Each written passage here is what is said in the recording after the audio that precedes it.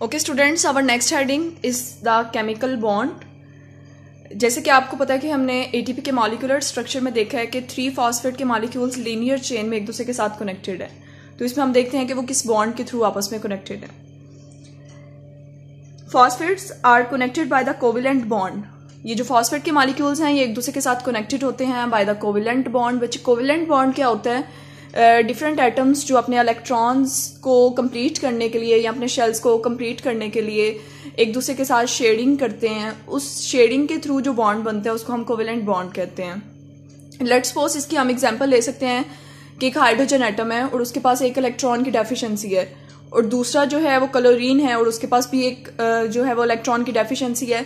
तो वो दोनों आपस में अपने इलेक्ट्रॉन्स को शेयर करके अपने शेल्स में इलेक्ट्रॉन्स की डेफिशिएंसी को ओवरकम करते हैं। तो इस शेयरिंग को हम कहते हैं कि ये कोवेलेंट बॉन्ड के थ्रू एक दूसरे के साथ शेयर कर रहे हैं। तो एटीपी के मॉलिक्यूलर स्ट्रक्चर में फॉस्फेट्स जो हैं वो भी एक दूसरे के साथ कनेक्टेड हैं लीनियर चेन में with the help of covalent bond, और इसको हम इंडिकेट कर रहे हैं यहाँ पे इस साइन से जिसको टिल्ड कहते हैं, and this is the high energy bond. Our next point is the energy production. अब हम देखते हैं कि एटीपी का एनर्जी प्रोडक्शन में क्या रोल है, एटीपी के मॉलिक्यूलर स्ट्रक्चर का इसमें क्या रोल है, कि एटीपी का मॉलिक्यूलर स्ट्रक्चर ही क्यों इसके लिए जो है वो चूज किया गया कि ये एनर्जी को प्रोड्यूस करे। बच्चे, एनर्जी प्रोडक्शन में क्या होता है? The energy in the tilde is released. Tilde में जो हाई एनर्जी बॉन्ड है उसकी जब ब्रेकडाउन की जाती है, ये जो फॉस्फेट के दरमियान में आपको नजर आ रहा है टिल्ड का साइन, अगर हम इसको ब्रेक कर दें तो इसमें से एनर्जी रिलीज होगी, ठीक है। और जब हम इसको ब्रेक कर देंगे तो एक इनऑर्गेनिक फॉस्फेट इसमें से सेपरेट हो जाएगी, और किस में से? एटीपी के स्ट्रक्चर में से। तो यहाँ पे हमने देखा कि अगर आप एटीपी के स्ट्रक्चर को ब्रेक करके उसमें से एनर्जी चाहते हैं तो हम इस बॉन्ड को ब्रेक करेंगे। ये जो टिल्ड बॉन्ड है, हम इस बॉन्ड को ब्रेक करेंगे तो इससे एनर्जी रिलीज होगी। और किस स्ट्रक्चर में से हम इसको ब्रेक कर रहे हैं? From the ATP. और जब हम इसको ब्रेक करेंगे तो एक इनऑर्गेनिक फॉस्फेट यहां से सेपरेट हो जाएगी, और फिर ये क्या बन जाएगा? एडिनोसिन डाइफॉस्फेट, क्योंकि अब इसके पास 2 फॉस्फेट बाकी रह गई हैं। बच्चे, यहां पे आपको बताया गया कि अगर हम फॉस्फेट बॉन्ड को ब्रेक करते हैं तो हमारे पास कितनी एनर्जी आती है, कितनी एनर्जी रिलीज होती है। तो अगर हम इस बॉन्ड को ब्रेक करेंगे तो हमारे पास 7.3 किलो कैलोरी एनर्जी आती है, जिसको हम ये भी कह सकते हैं 7300 कैलोरीज एनर्जी रिलीज होगी, ठीक है। जो डिफरेंट सेलुलर एक्टिविटीज में डिफरेंट जो एक्टिविटीज हो रही हैं, केमिकल एक्टिविटीज हो रही हैं, मेटाबॉलिज्म टाइप, उन सब में ये एनर्जी यूटिलाइज्ड होती है। अब यहाँ पे हम एटीपी के मॉलिक्यूल्स की हाइड्रोलिसिस करके देखते हैं कि हम एटीपी के मॉलिक्यूल को कैसे ब्रेक कर सकते हैं, ठीक है।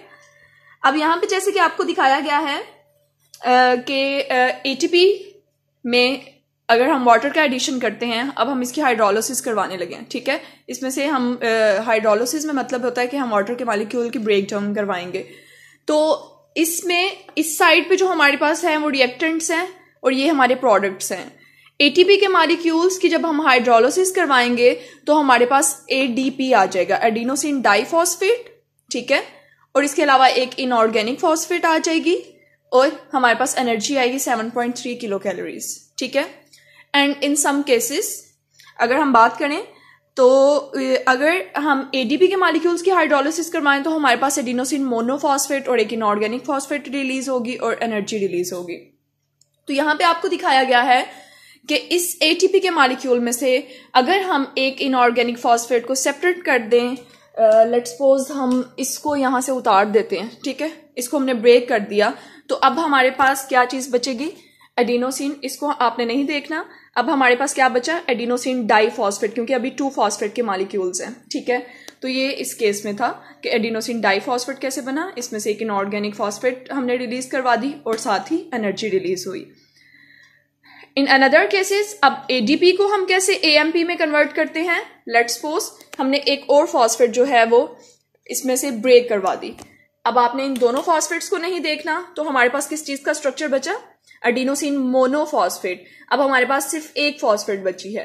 तो यहाँ पे बच्चे दिखाया गया है कि in common energy reactions only the outer most of the 2 high energy bonds जो हैं वो ब्रेक होंगे और हमारे पास एडिनोसिन मोनोफॉस्फेट का मॉलिक्यूल जो है वो पीछे रह जाएगा। तो यहाँ पे आपको दिखाया गया कि एटीपी के मॉलिक्यूल की कैसे ब्रेकडाउन करके हम एनर्जी रिलीज करवा सकते हैं।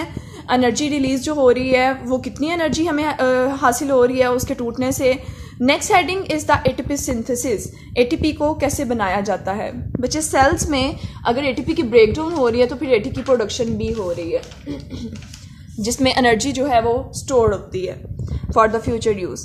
बच्चे सेल्स जो है वो कॉन्स्टेंटली रिसाइकल कर रहे हैं किस चीज को? ATP by recombining it with the inorganic phosphate. Cells जो है वो कॉन्स्टेंटली रिसाइकल कर रहे हैं एडीपी को इनऑर्गेनिक फॉस्फेट के साथ मिला के, फिर से क्या बना के दे रहे हैं हमें? एटीपी। जब एडीपी के साथ एक फॉस्फेट का मॉलिक्यूल मिलेगा तो फिर 3 पूरी हो गई तो एडिनोसिन ट्राइफॉस्फेट आ जाएगा, ठीक है, एटीपी का स्ट्रक्चर आ जाएगा हमारे पास।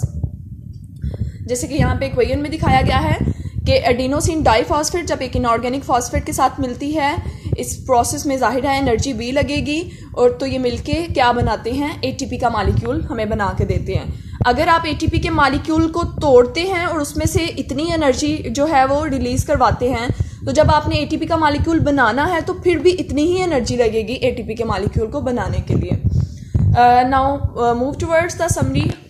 समरी में हमें ये बताया गया है ATP is generated by the energy releasing process and ATP is broken down by the energy consuming process। जैसे मैंने आपको बताया था कि अगर आप जो है वो बॉन्ड्स को बनाते हैं या आप बॉन्ड्स को ब्रेक करते हैं, तो बच्चे बॉन्ड्स को जब ब्रेक करना होगा तो जाहिर है हमें कोई ना कोई फोर्स लगानी पड़ेगी। तो जिस तरह किसी चीज़ को तोड़ना होता है और हमारी फोर्स लगती है, तो बॉन्ड्स को तोड़ना है हमें तो जाहिर है एनर्जी लगेगी, ठीक है। और अगर आपने बॉन्ड्स को बनाना है तो एनर्जी रिलीज होगी। तो एनर्जी रिलीजिंग प्रोसेस में एटीपी की प्रोडक्शन होती है, और जब इसको तोड़ा जाता है तो वो एनर्जी कंज्यूमिंग प्रोसेस में होता है, ठीक है। इसमें एनर्जी यूज होती है जब इसको ब्रोकन डाउन किया जाएगा। तो ये ओवरऑल व्यू है एटीपी का। हमने देखा जो है वो कि एटीपी को डिस्कवर किसने किया था, ठीक है। हमने डिस्कस किया कि एटीपी का रोल क्या है, एटीपी का जो है मॉलिक्यूलर स्ट्रक्चर कैसा होता है, यानी कि उसकी केमिकल कंपोजिशन कैसी है। फिर हमने देखा इसमें केमिकल बॉन्ड्स, एनर्जी प्रोडक्शन कैसे होती है, एटीपी को फिर से कैसे सिंथेसाइज किया जाता है और इसकी समरी क्या है ओवरऑल। तो इस वाले पोर्शन में हमने डिस्कस किया कि एटीपी के मॉलिक्यूलर स्ट्रक्चर में जो फॉस्फेट के 3 मॉलिक्यूल्स हैं वो कोवेलेंट बॉन्ड के थ्रू आपस में एक दूसरे के साथ कनेक्टेड होते हैं, जिसको हम इस साइन से शो करते हैं, जिसको टिल्ड कहते हैं, और ये हाई एनर्जी बॉन्ड है। फिर हमने देखा कि जब आप इसको ब्रेक कर देते हैं तो इसमें से एक इनऑर्गेनिक फॉस्फेट सेपरेट हो जाएगी, ये इधर से उतर जाएगी और हमें एनर्जी मिलेगी। और जब ये उतर जाएगी तो हमें कितनी एनर्जी मिलेगी, ये आपने एमसीक्यूज के तौर पे करनी है। फिर हमने देखा कि आप एटीपी को एडीपी में कैसे कन्वर्ट करते हैं। जब आप एक फॉस्फेट उतार देंगे तो वो एडीपी में कन्वर्ट हो जाएगा, जब आप दूसरी भी उतार देंगे तो वो एएमपी में कन्वर्ट हो जाएगा। और सेल्स कॉन्स्टेंटली फिर रिसाइकल भी करते हैं। अगर एटीपी टूट रहा है तो एटीपी बन भी रहा है। तो अगर एडीपी के साथ इनऑर्गेनिक फॉस्फेट और उतनी ही एनर्जी दोबारा से लगेगी तो एटीपी का मॉलिक्यूल हमारे पास दोबारा से आ जाएगा। अब समरी में हमने ये देखा कि जब आप एटीपी की प्रोडक्शन करवा रहे हैं तो एनर्जी रिलीजिंग प्रोसेस में हो रही है, ठीक है। एनर्जी रिलीज हो रही है, एनर्जी तो हमारे पास एटीपी की प्रोडक्शन आ रही है। And if you want to broken down the ATP, this is done by the energy consuming process. Okay students, now note your diary. You have to learn the book page number 119 to 120 and plus make the 3 short questions, 2 MCQs and the practice of diagram.